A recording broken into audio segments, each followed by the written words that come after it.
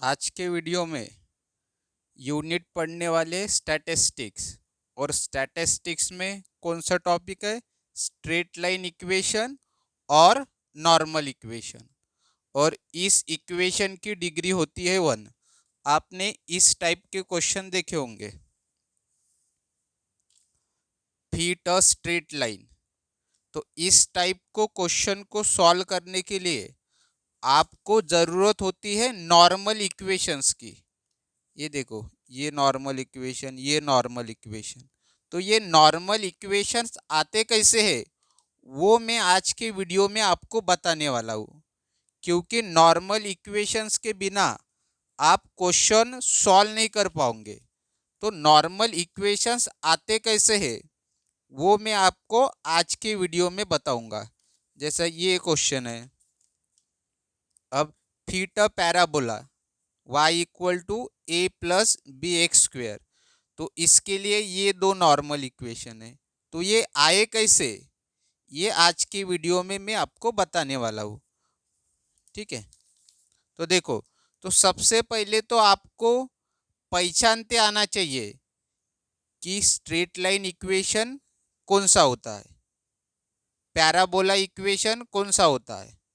Parabola को ही हम quadratic equation बोलते हैं। तो पहले तो आपको पता होना चाहिए कि क्वाड्रेटिक इक्वेशन है कि लीनियर इक्वेशन है। तो कैसे पहचानेंगे, देखो, अब ये यहाँ पे इक्वेशन दिया है y equal to a plus b x. तो इसमें x और y ये दोनों वेरिएबल्स है और a और b दोनों कांस्टेंट है।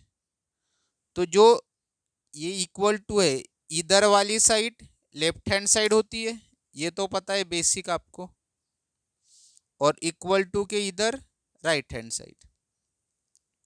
तो लेफ्ट हैंड साइड में जो वेरिएबल है उसका पावर तो 1 ही होता है, आपको 1 ही दिया रहता है। तो आपको ध्यान देना है जो राइट हैंड साइड में वेरिएबल है उसका पावर कितना है, वेरिएबल का पावर देखना है। ए का पावर नहीं देखना है, बी का भी पावर नहीं देखना है। क्यों? क्योंकि ए और बी एक कांस्टेंट है। आपको जो राइट हैंड साइड में वेरिएबल है उसका पावर देखना है। तो इस इक्वेशन में राइट हैंड साइड में कौन सा वेरिएबल है? एक्स। और एक्स के पावर में कुछ नहीं है, मतलब क्या है? 1। तो 1 है तो ये डिग्री कितनी होगी? 1। और डिग्री 1 है तो कौन सा इक्वेशन? लीनियर इक्वेशन, या फिर इसको ही बोलते हैं स्ट्रेट लाइन इक्वेशन। इसको देखते, y equal to a x plus b. तो मैंने क्या बोला? राइट हैंड साइड में वेरिएबल का पावर देखना। तो राइट हैंड साइड में वेरिएबल कौन सा है? x। और इसके पावर में कुछ नहीं है, मतलब 1। तो डिग्री हो गई 1। लीनियर इक्वेशन या फिर स्ट्रेट लाइन इक्वेशन। इसमें राइट हैंड साइड में वेरिएबल कौन है? y। y का पावर कितना है? कुछ नहीं, मतलब 1। डिग्री 1, लीनियर इक्वेशन या फिर स्ट्रेट लाइन इक्वेशन। तो इस प्रकार से आपको पहचानना है कौन सा इक्वेशन आपको गिवन है। अब ये एक इक्वेशन दिया है y equal to a plus b x square. तो आपको राइट हैंड साइड में देखना है वेरिएबल का पावर। तो वेरिएबल कौन है? x।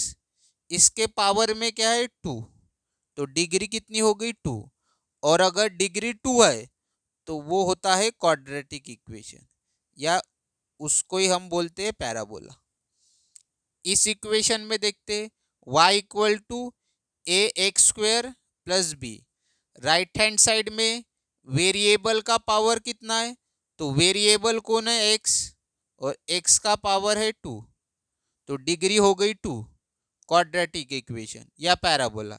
इसमें देखते हैं, अब राइट हैंड साइड में दो जगह पे वेरिएबल है, यहाँ पे भी वेरिएबल x है, यहाँ पे भी है। तो यहाँ पे x का पावर कितना है? 1। कुछ नहीं है, मतलब 1 होता है। और यहाँ पे x का पावर कितना है 2। तो इन दोनों पावर में से बड़ा पावर कौन सा है 2। बड़ी वैल्यू 2 है ना, तो डिग्री क्या होगी 2।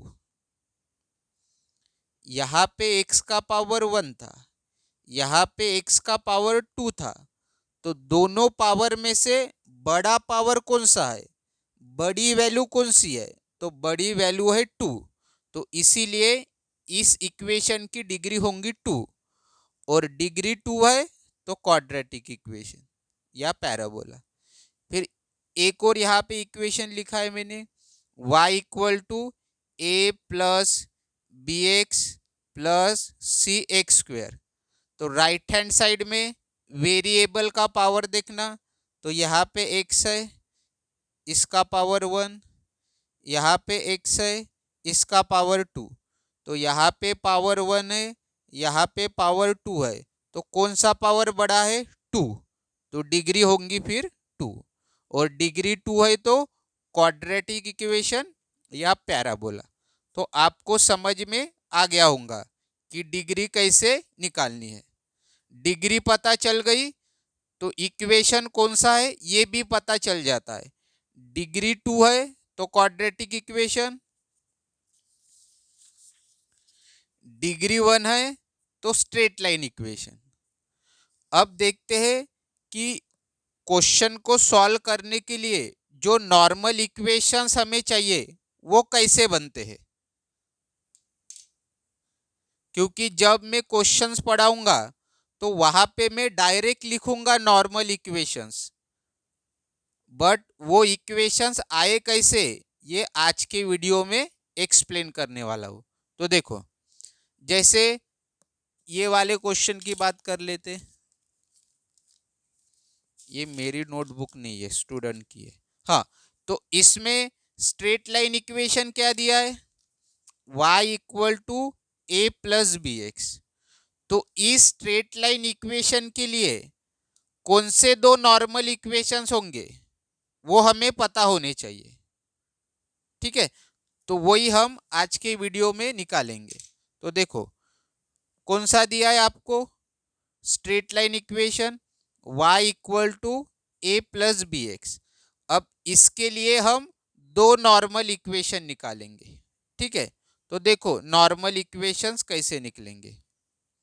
दो ही क्यों निकलेंगे, क्योंकि यहाँ पे कांस्टेंट्स कितने हैं, ए और बी, यानी दो कांस्टेंट है तो दो नॉर्मल इक्वेशन, तीन कांस्टेंट है तो तीन नॉर्मल इक्वेशन।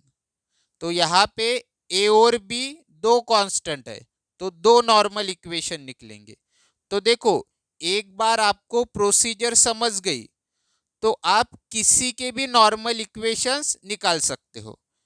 तो यहाँ पे स्ट्रेट लाइन इक्वेशन है y equal to a plus b x. तो सबसे पहले आपको देखना है a का कोएफिशिएंट क्या है और b का कोएफिशिएंट क्या है। तो कोएफिशिएंट कैसे निकालते हैं, तो a के साथ कौन सी वैल्यू है वो देखना। अब a के साथ कुछ नहीं है मतलब क्या रहता है, 1 तो रहता ही है ना। तो कोएफिशिएंट ऑफ a कितना आया 1। ठीक है, फिर कोएफिशिएंट ऑफ b निकालना है, तो b के साथ कौन है x है। ये पावर में 1 लिखने की जरूरत नहीं होती है। तो आपको कोएफिशिएंट ऑफ ए भी मिल गया, कोएफिशिएंट ऑफ बी भी मिल गया। यहाँ पे भी निकाल लेते। मान लो आपका स्ट्रेट लाइन इक्वेशन है y equal to a x plus b. तो a के साथ कौन है x, तो कोएफिशिएंट ऑफ ए x हो गया। b के साथ कोई नहीं है मतलब 1। यहाँ पे कोएफिशिएंट ऑफ ए के साथ कोई नहीं है मतलब 1, और b के साथ कौन है y। इधर आ जाते,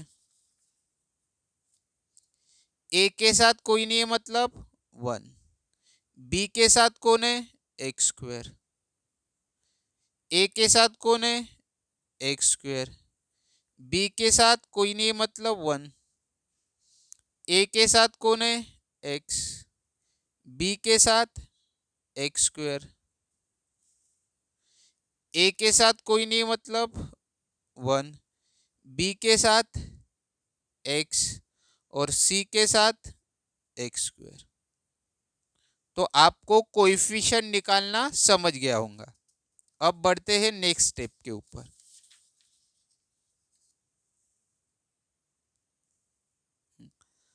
तो आपको ये जो इक्वेशन है हमारा straight line equation y equal to a x plus b x, इसको इक्वेशन 1 दे देना।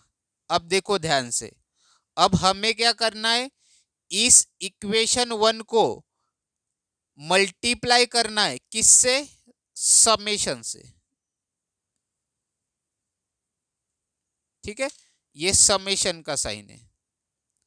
तो इस इक्वेशन 1 को इस समेशन से मल्टीप्लाई करेंगे। तो दोनों साइड करना पड़ता है, दोनों साइड मतलब इक्वल टू के इधर की लेफ्ट हैंड साइड और इक्वल टू के इधर की राइट हैंड साइड। तो देखो अभी, तो इसके सामने क्या आ जाएगा, समेशन और क्या है y इक्वल टू। अब देखो यहाँ पे दो टर्म है ना, टर्म तो आपको पता होंगी। ठीक है,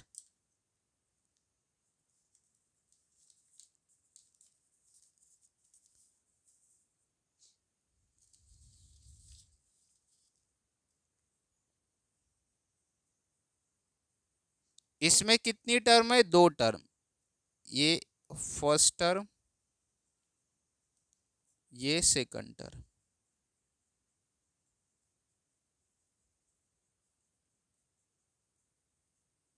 इसमें कितनी टर्म है, first term, second term, third term. अगर मैंने ये प्लस हटा दिया, सिर्फ ऐसे लिखा, अभी कितनी टर्म बची, क्योंकि ये प्लस हट गया ना तो ये पूरी एक टर्म हो गई और ये सेकंड टर्म। अगर ऐसा लिखा है,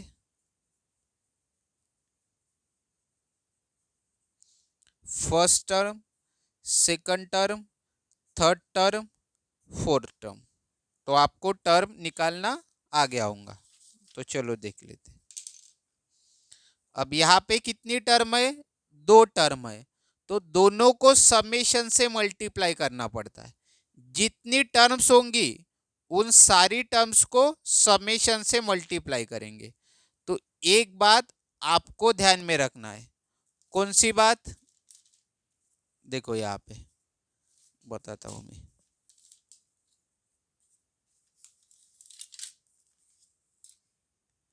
हमें पता है कांस्टेंट कौन कौन है, ए और बी,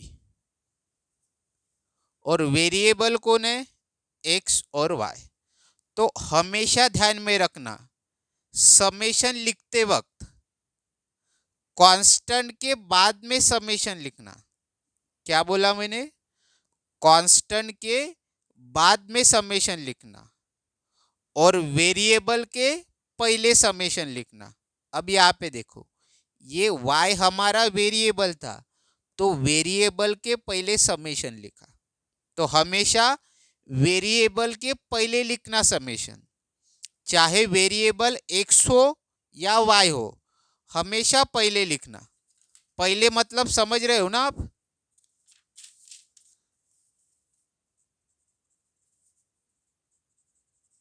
x के पहले है समेशन, y के पहले है समेशन, ऐसा नहीं लिखना है आपको।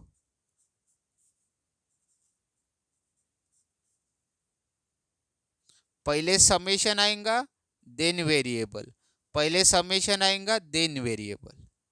बट अगर कांस्टेंट की बात है तो आपको पहले कांस्टेंट लिखना है फिर समेशन करना है। पहले आपको कांस्टेंट लिखना है देन समेशन लिखना है, ऐसा नहीं लिखना है पहले समेशन लिखा और फिर कांस्टेंट लिखा, ऐसा नहीं लिखना है। समेशन लिखा देन कांस्टेंट लिखा, ऐसे नहीं करना है। हमेशा पहले कांस्टेंट देन समेशन, और वेरिएबल की बात हो रही होंगी तो पहले समेशन देन वेरिएबल। ये आपको ध्यान में रखना है। तो अभी ए क्या है हमारा, ए और बी तो कांस्टेंट है, तो कांस्टेंट के वक्त क्या बताया मैंने, पहले कांस्टेंट लिखना फिर समेशन, प्लस बी क्या है हमारा कांस्टेंट, तो पहले कांस्टेंट देन समेशन, और कौन है यहाँ पे एक्स, तो इसको देना है आपको इक्वेशन 2।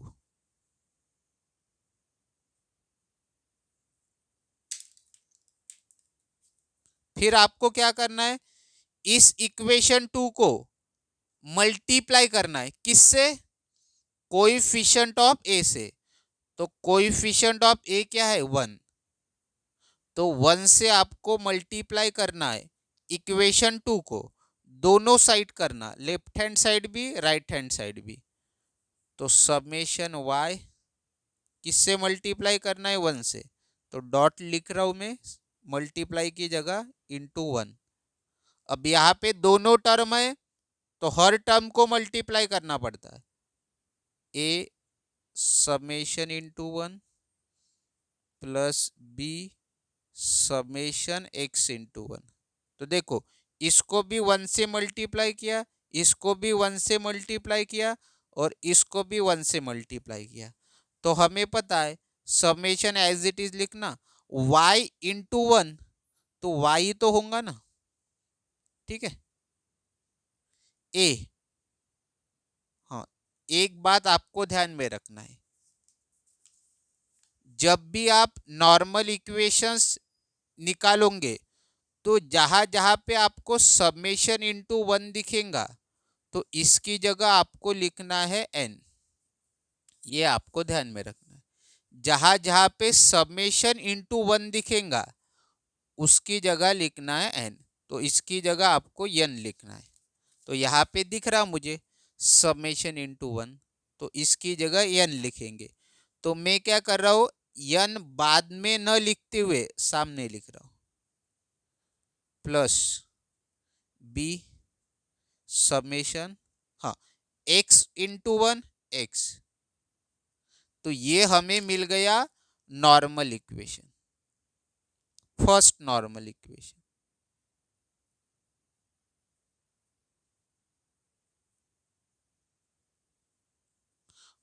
और हमें पता है दो नॉर्मल इक्वेशन चाहिए, तो अब क्या करेंगे, यहां पे हमने कोएफिशिएंट ऑफ ए से मल्टीप्लाई किया था, अब कोएफिशिएंट ऑफ बी से मल्टीप्लाई करेंगे, तो कोएफिशिएंट ऑफ बी क्या है हमारा एक्स, तो अब हम एक्स से मल्टीप्लाई करेंगे, किसको मल्टीप्लाई करना है, इक्वेशन 2 को ही मल्टीप्लाई करना है।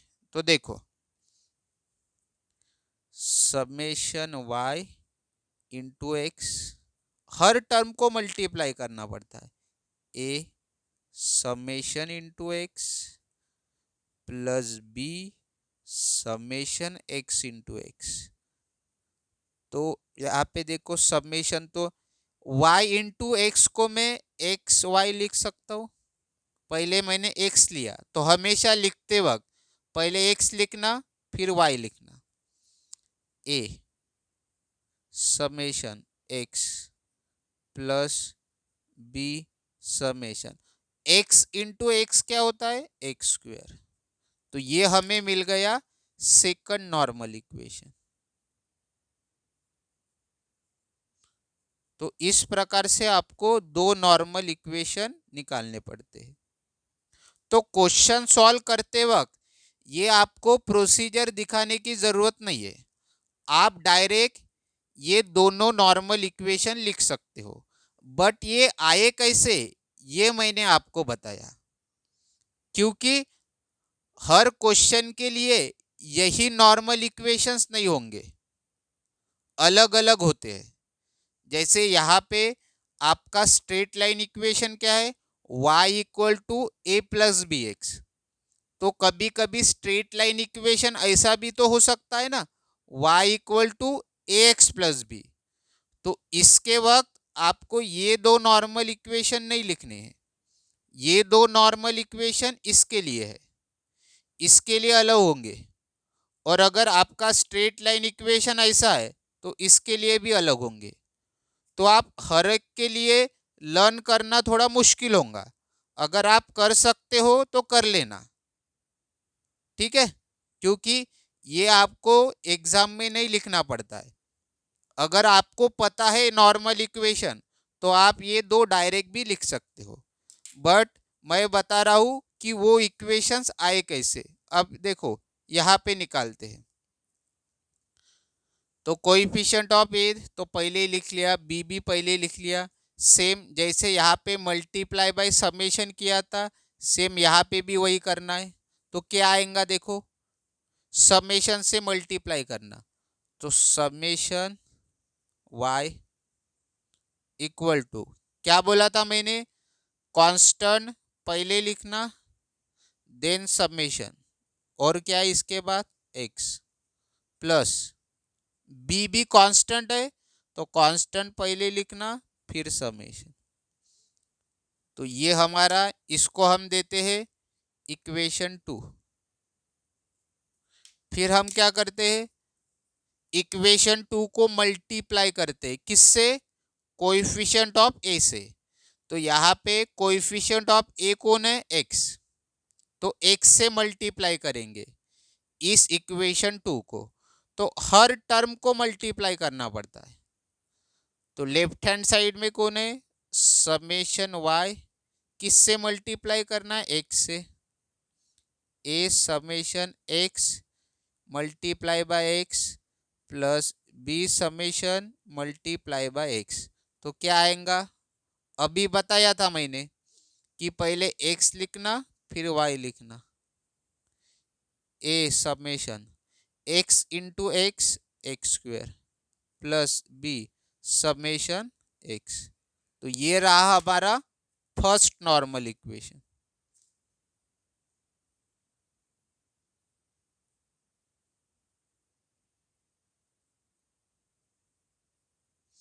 अभी निकालते सेकंड नॉर्मल इक्वेशन।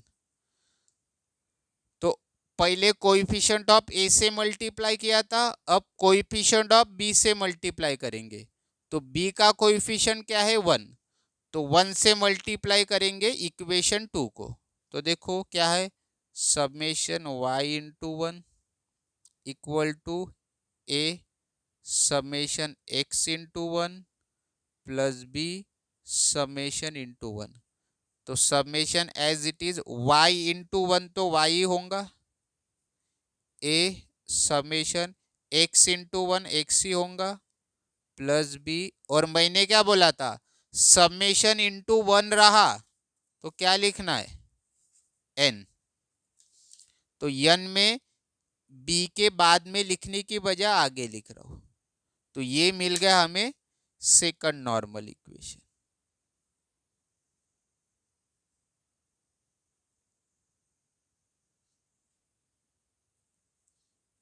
ठीक है, अभी आते इसके ऊपर, इसके भी नॉर्मल इक्वेशंस निकाल लेते हैं।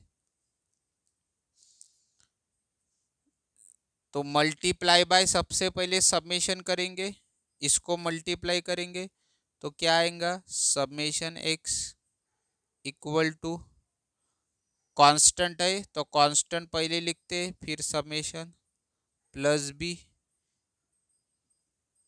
क्योंकि कांस्टेंट है बी तो पहले लिखेंगे फिर इसके बाद लिखेंगे समेशन, देन y। इसको हम बोलते हैं इक्वेशन 2। फिर इस इक्वेशन 2 को कोएफिशिएंट ऑफ ए से मल्टीप्लाई करते हैं। तो कोएफिशिएंट ऑफ ए क्या है, 1, तो 1 से मल्टीप्लाई करेंगे हर टर्म को।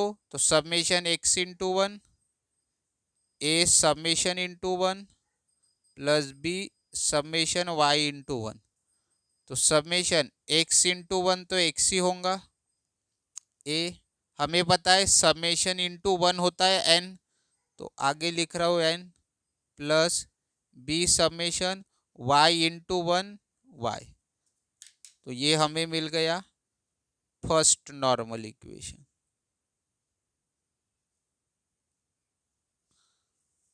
अब हम मल्टीप्लाई करेंगे कोएफिशिएंट ऑफ बी से। तो कोएफिशिएंट ऑफ बी क्या है, y, तो y से मल्टीप्लाई करेंगे इक्वेशन 2 को, तो summation x into y equal to a summation into y plus b summation y into y. तो क्या होगा, summation x y a summation y b summation y into y y square. तो ये हमें मिल गया सेकंड नॉर्मल इक्वेशन। तो इस प्रकार से आपको नॉर्मल इक्वेशंस निकालने हैं। तो आप चाहे आपके पास कोई भी स्ट्रेट लाइन इक्वेशन हो, आप अभी नॉर्मल इक्वेशंस निकाल सकते हो।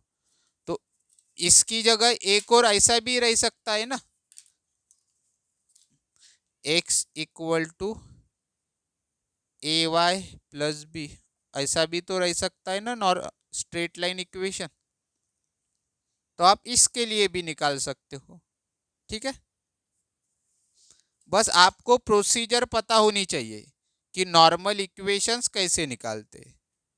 तो ज़्यादातर तो आपको क्वेश्चन में यही स्ट्रेट लाइन इक्वेशन दिया रहता है, और अगर क्वेश्चन में दिया नहीं है बट उन्होंने बोला है स्ट्रेट लाइन वाला क्वेश्चन है, तो आपको यही इक्वेशन लेना है।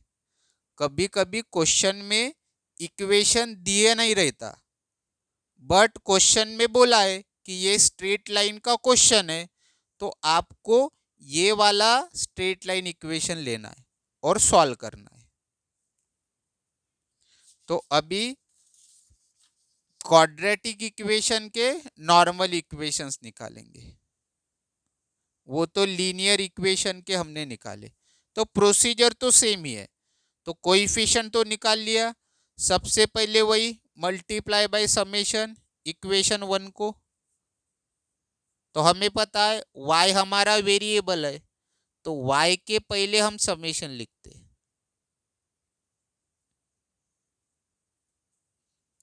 फिर a हमारा कांस्टेंट है, तो कांस्टेंट के बाद में समेशन लिखते हैं। ये डिफरेंस मैंने, b भी कांस्टेंट है तो कांस्टेंट के बाद में समेशन लिखते हैं।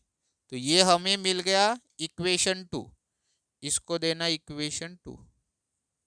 अब हम क्या करेंगे, इस इक्वेशन 2 को मल्टीप्लाई करेंगे। तो सबसे पहले किससे मल्टीप्लाई करते हैं, कोएफिशिएंट ऑफ ए से। तो कौन है, 1, तो 1 से मल्टीप्लाई करेंगे इसको। तो summation y into 1 a summation into 1 plus b summation x square into 1। अब आपको पता है समेशन y इंटू 1 तो y होगा, ए मैंने बताया समेशन इंटू 1 की जगह n लिखना, यहाँ पे लिख रहा हूँ, b summation x square into 1 x square. तो ये मिल गया हमें फर्स्ट नॉर्मल इक्वेशन। एक बार प्रोसीजर समझ में आ गई तो बहुत आसान है ये निकालना। अब सेकंड निकालते। अब यहाँ पे देखो मैंने जगह नहीं छोड़ी, तो फिर अभी क्या करेंगे, b का कोएफिशिएंट क्या है, एक्स स्क्वेयर, तो एक्स स्क्वेयर से मल्टीप्लाई करेंगे। किसको करना है, इक्वेशन 2 को। तो देखो यहाँ पे लिख रहा हूं मैं,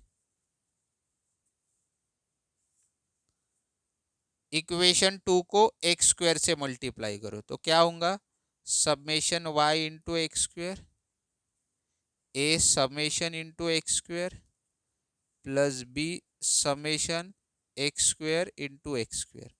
तो x वाली टर्म हमेशा पहले लिखना, तो x square y a summation x square plus b summation, हाँ, x square into x square x to the power 4।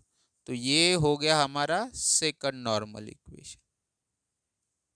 तो इस प्रकार से आपको नॉर्मल इक्वेशंस निकालने हैं।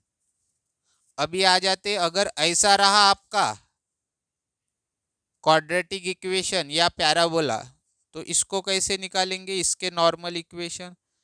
तो सबसे पहले तो पता है समेशन से मल्टीप्लाई करना पड़ता है इसको।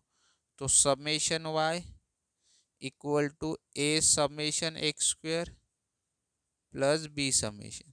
अब आपको पता ही है कि y वेरिएबल है, तो y के पहले आएगा समेशन, और ये हमारा कांस्टेंट है, तो पहले कांस्टेंट लिखना पड़ता है, फिर समेशन, और बचा क्या था यहाँ पे, x square, plus be constant है तो पहले कांस्टेंट लिखते फिर समेशन, और इसको हम इक्वेशन नंबर 2 देते हमेशा।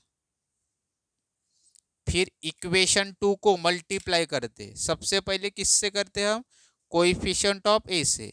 तो ए का कोएफिशिएंट क्या है, एक्स स्क्वायर, तो एक्स स्क्वायर से मल्टीप्लाई करेंगे, तो summation y into x square equal to a summation x square into x square plus b summation x square. तो एक्स वाली टर्म पहले लिखते, तो x square y a summation x square into x square x to the power 4। तो ये हमें मिल गया first normal equation.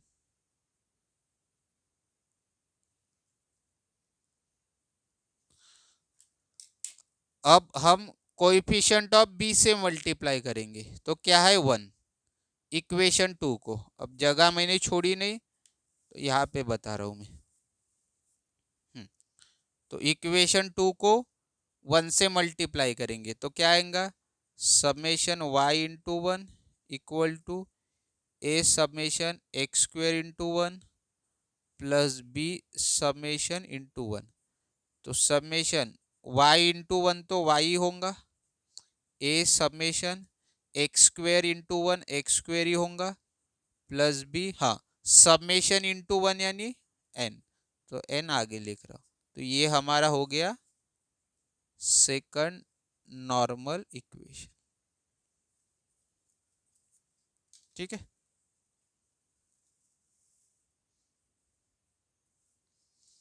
अगर ऐसा रहा हमारा क्वाड्रेटिक इक्वेशन, तो सबसे पहले समेशन से मल्टीप्लाई करते, summation y a summation x plus b summation x square, इसको हम देते इक्वेशन 2।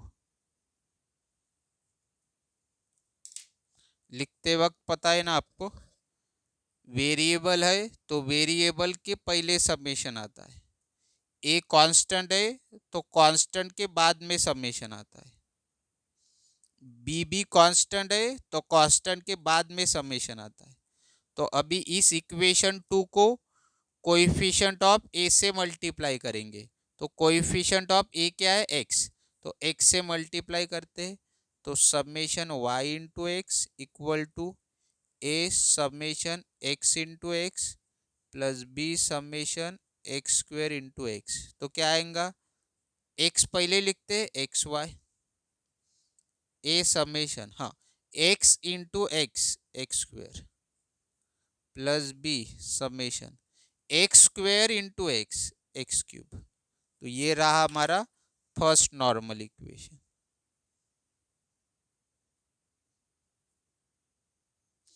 तो अभी किससे मल्टीप्लाई करेंगे, कोएफिशिएंट ऑफ बी से यानी एक्स स्क्वायर से। तो यहाँ पे जगह नहीं छोड़ी मैंने, चलो यहाँ पे करते हैं। तो इक्वेशन 2 को ही मल्टीप्लाई करना है एक्स स्क्वायर से, तो summation y into x square equal to a summation x into x square plus b summation x square into x square. तो एक्स वाली टर्म पहले लिखते हैं x square y a summation x into x square x cube बराबर है, plus b summation x square into x square x to the power 4।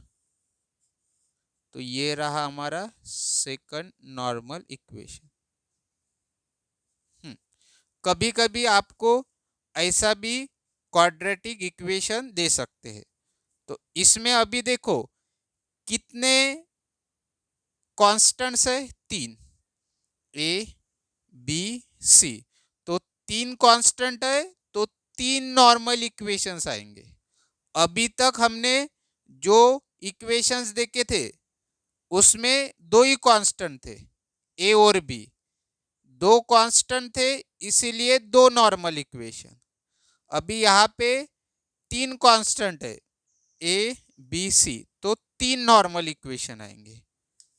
तो सबसे पहली स्टेप तो पता है, इक्वेशन 1 को सिग्मा से यानी ये समेशन से मल्टीप्लाई कर दे तो क्या आएगा समेशन वाई, क्योंकि वेरिएबल के सामने लिखते हम समेशन, और कांस्टेंट के बाद में, ए कांस्टेंट है ना इसलिए बाद में, प्लस बी भी कांस्टेंट है तो कांस्टेंट के बाद में, और बचा था एक्स, प्लस सी भी कांस्टेंट है तो पहले कांस्टेंट फिर समेशन, और बचा था यहाँ पे एक्स स्क्वायर। तो इसको हम क्या नाम देंगे, इक्वेशन 2। ठीक है, अभी देखो, तो सबसे पहले कोएफिशिएंट ऑफ ए से मल्टीप्लाई करेंगे इक्वेशन 2 को। तो कोएफिशिएंट ऑफ ए क्या है 1, तो 1 से मल्टीप्लाई करेंगे तो क्या आएगा summation y into 1 equal to a summation into 1 plus b summation x into 1 plus c summation x square into 1। तो सॉल्व करेंगे summation y into 1 y a, हाँ समेशन इंटू 1 क्या होता है एन, आगे लिखा मैंने, plus b summation x into 1 x plus c summation x square into 1 x square. तो ये हमें मिला फर्स्ट नॉर्मल इक्वेशन।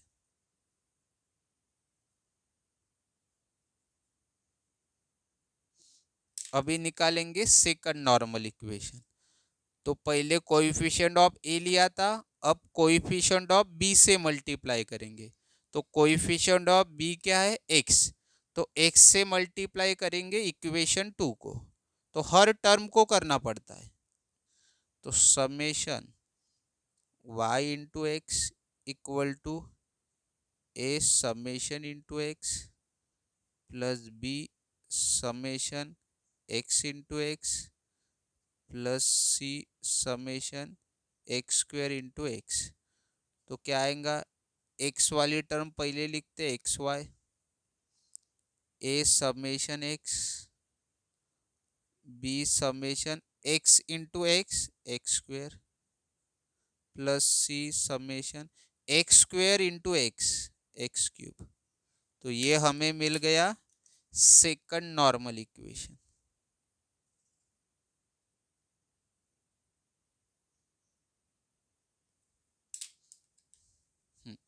अभी हम क्या करेंगे, कोएफिशिएंट ऑफ सी से मल्टीप्लाई करेंगे इक्वेशन 2 को। तो कोएफिशिएंट ऑफ सी क्या है एक्स स्क्वेयर, तो एक्स स्क्वेयर से मल्टीप्लाई करेंगे। तो summation y into x square a summation into x square plus b summation x into x square plus c summation x square into x square. तो क्या आएगा, x वाली term पहले,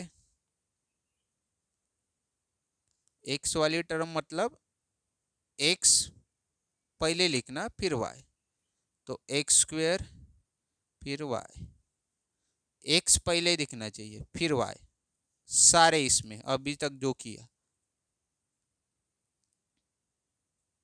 ए summation x square plus b sum x into x square x cube plus c summation x square into x square x to the power 4। ये रहा हमारा third normal equation.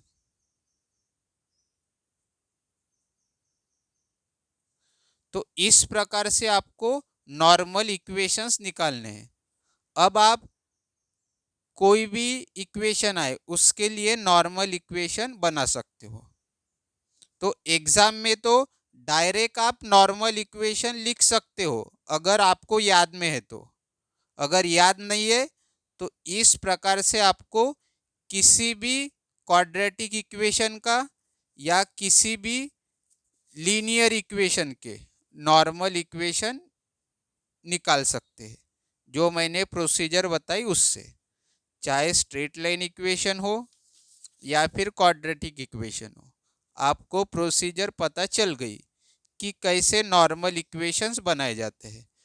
तो अभी इन टॉपिक पर मैं न्यूमेरिकल भी सॉल्व करूँगा।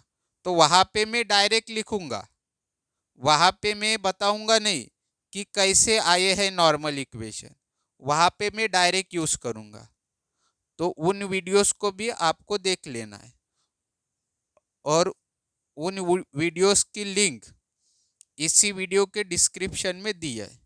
जितने भी वीडियोस मैंने डाले हैं, या फिर जो मुझे लगता है कि ये वीडियो आपने देखनी चाहिए इस टॉपिक के ऊपर, उसकी प्लेलिस्ट की लिंक इस वीडियो के डिस्क्रिप्शन में गिवन है। आपको जाके उन न्यूमेरिकल्स को, उन एग्जाम्पल्स को देख लेना है। इस वीडियो के कुछ डाउट होंगे तो कमेंट के माध्यम से पूछ सकते हो, और अगर कुछ डाउट होगा तो आप कमेंट के माध्यम से पूछ लेना, ठीक है। और इस चैनल को आपको सब्सक्राइब जरूर करना है।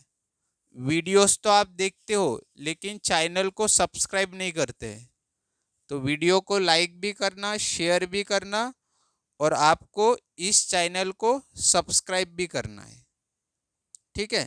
और किसी को अगर ऑनलाइन क्लासेस ज्वाइन करना है तो इस नंबर पे आपको व्हाट्सएप पर मैसेज भेजना है, ऑनलाइन क्लासेस ज्वाइन करना है। तो